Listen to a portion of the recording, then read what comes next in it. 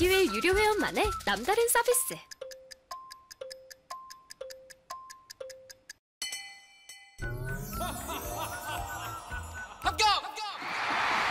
합격하고 돈도 받는 혜택. 오직 에듀윌 유료 회원에게만. 에듀윌.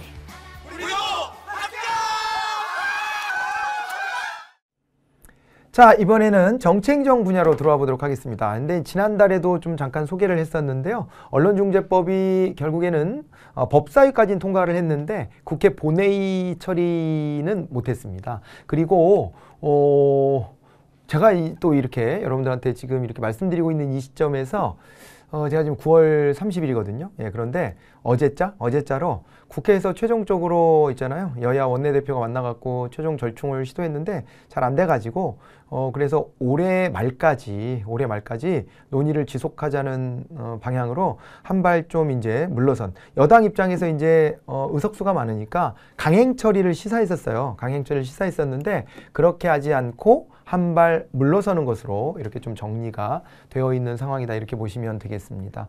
자, 그래서 언론중재법 국회 본회의 처리는 진짜로 이제 무산이 됐어요.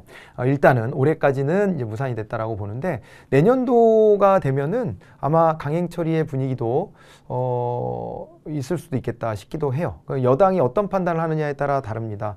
정권을 자기네가 재창출할 수 있을 거라는 믿음이 생기면 정권 창출 이후로 미룰 가능성이 있고, 그 다음에 정권 창출이 좀 어려울 것 같거나 애매하다라고 생각이 들면 연초에 또 강행을 또 하려고 할 수도 있어요. 왜냐하면 정권이 어느 방향으로 가느냐에 따라서 이것을 추진하는데 이게 좀 이제 좀 여지가 달라지기 때문에요.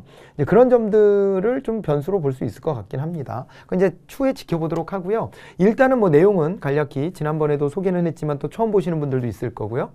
좀 말씀을 드리자면 언론사가 허위 조작 보도를 했다. 그럴 때는 최대 5배의 징벌적 손해배상을 부과한다.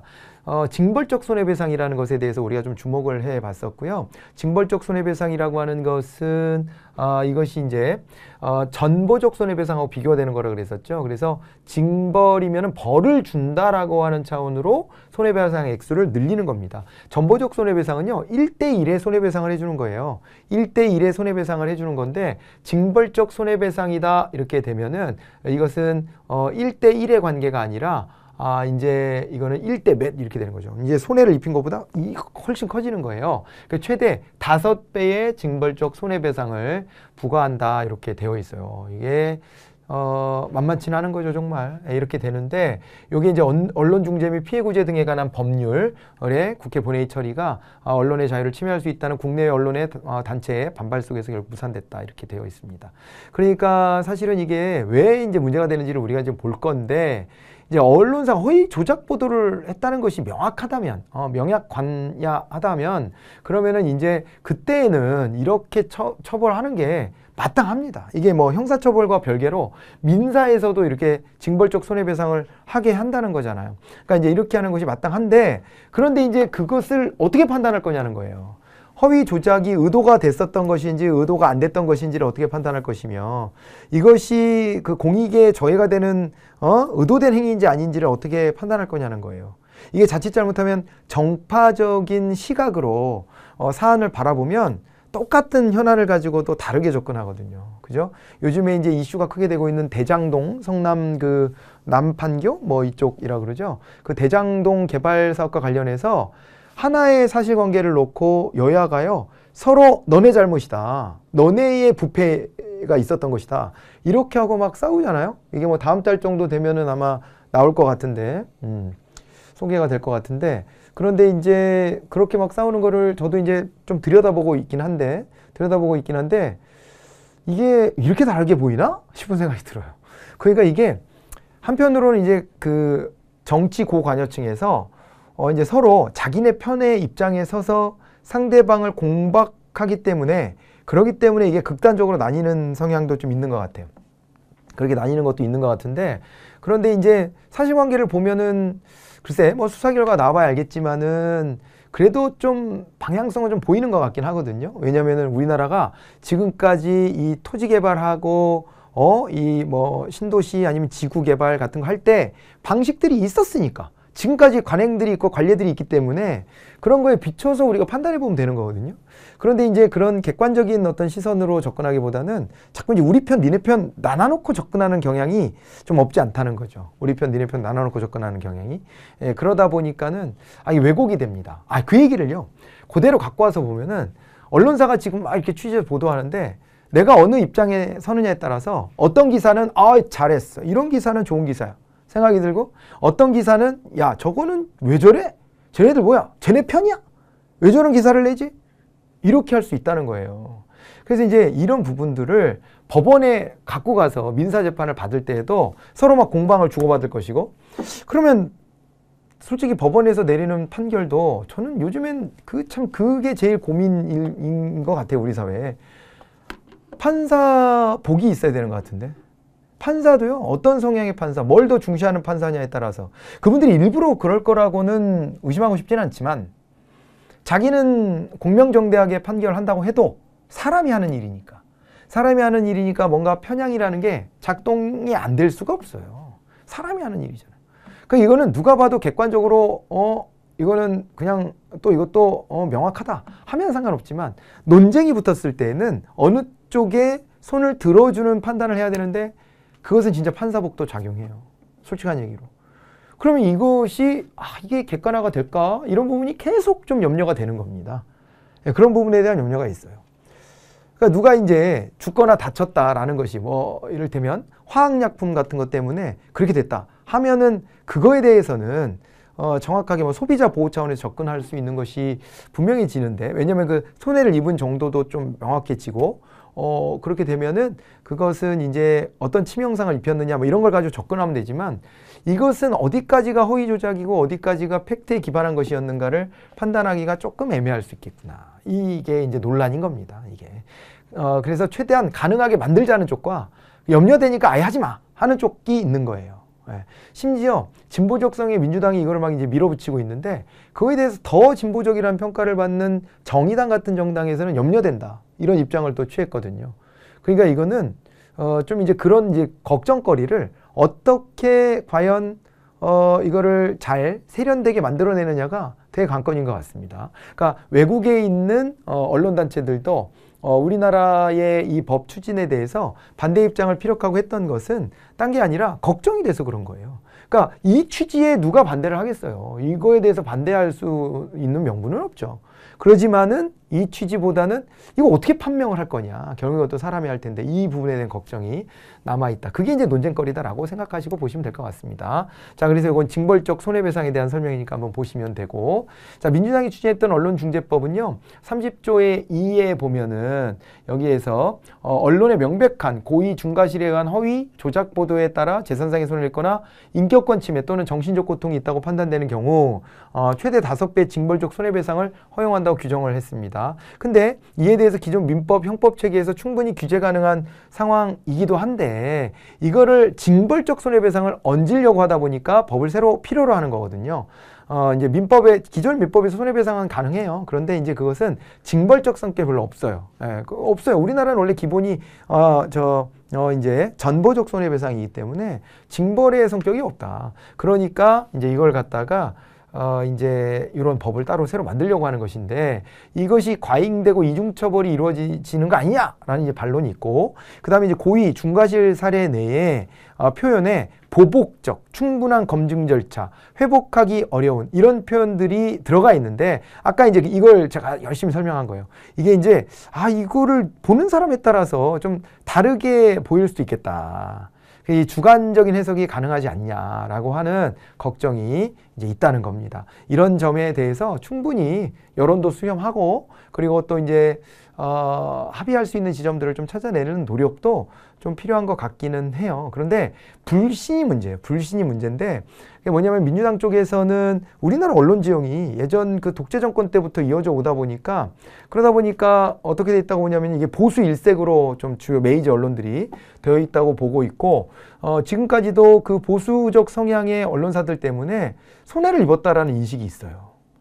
그리고 이게 야당, 거대 야당하고 붙어 있다, 유착관계다라는 의심을 가지고 있는 거예요. 민주당 쪽에서는. 그렇게 되다 보니까는 이제 막 이걸 밀어붙이려고 하는 거예요. 밀어붙이려고 하는데 이제 왜 그런지에 대한 이해도 좀 됩니다만은, 그러지만은 이제 이런 걱정에 대해서는 조금은 더 조금 큰 시야를 가지고 좀 들여다볼 필요도 좀 있어 보인다. 뭐 이런 게 이제 이런 반론을 펼치는 사람들이나 뭐 이제 이런 주장이기도 합니다.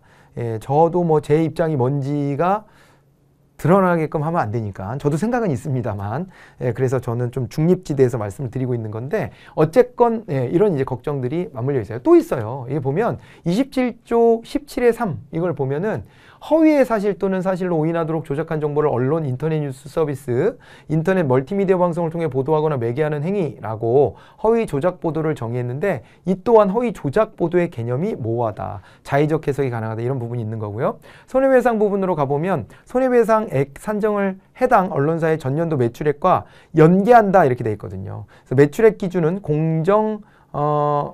공정거래법상 과징금 부과 때 쓰이는 방식이고요. 그리고 이것은 손해배상액 산정에서 매출액을 연계한 사례를 찾기가 어렵다. 그러니까 기존의 공정거래법상 과징금 부과할 때 이제 사용하는 방식이긴 한데, 이것을 이제 연계한 사례를 찾기 어려워서 비례 원칙에 위배된 게 아니냐. 그러니까 다른 데서는 그렇게 안 하는데 왜 이 언론사에 대해서만 이렇게 한다는 거냐? 이렇게 하는 거죠. 문제 제기를 하는 거예요. 그런데 사실은 그렇잖아요. 우리 이런 논의가 우리들 속에서도 있어요. 그냥 일반 국민들 속에서도 과태료나 벌금이나 이런 걸 매길 때 그때의 소득 수준에 비례해야 한다는 주장이 있어요. 실제 유럽에서는 그렇게 하기도 합니다. 왜냐면은 뭐 속도 위반 딱지를 끊어요. 그러면은요, 일반 보통 사람들은 딱지를 끊으면 그거에 대해 가지고 또 어때요? 그거에 대해 가지고도 이게 막 속상하고 아깝기도 하고 이게 부담도 되고 막 이렇게 합니다. 그렇기는 한데, 그런데 또 이제 안 그런 사람들도 있거든요. 야, 그거 내고 말아. 이럴 수도 있어요. 야, 주차해봐. 그냥 해. 괜찮아. 뭐 한 달에 몇십 번 하는 거 난 괜찮아. 오히려 빨리빨리 내가 움직일 수 있게끔 해주는 게 더 좋아. 이러고서 공공질서 해줄 수도 있어요. 이럴 수 있기 때문에 이거를 소득에 비례해야 된다, 이런 얘기가 있습니다. 소득이나 재산에 비례해야 된다는 얘기가. 그러니까 유럽에서 그렇게 하는 방식이 실제. 그래서 프랑스 같은 데서는 뭐 이렇게 유명 CEO나 이런 사람들이 뭐 속도 위반 몇 번 했다가 뭐 수천만 원씩 내고 그럽니다. 그런데요, 이게 언론사에 대해서도 이게 징벌적이라는 말이 들어갔으니까 징벌에 충격을 주려면 그냥 이거를 밋밋하게 해서는 안 된다. 똑같은 걸 적용해서는 안 되고 그 매출의 좀 기준을 가지고 하는 게 낫겠다, 이런 이제 접근을 했는데, 다른 규정에서는 없는 걸 왜 여기서만 하냐, 뭐 이런 식으로 이제 문제 제기를 하는 거예요. 원래 이게 비례의 원칙, 과잉금지의 원칙이라는 것이 있는데, 이게 어떤 거냐면요, 국민의 기본권을 제한하는 법률 같은 경우에는 목적의 정당성이 있어야 되고요, 방법의 적절성이 있어야 되고, 법익의 균형성과 제한의 최소성 같은 것들이 있어야 되는 거예요. 예, 그래서 이걸 끌어들여서 이제 반론을 펼치기도 하고 있구나, 이렇게 보시면 되고요.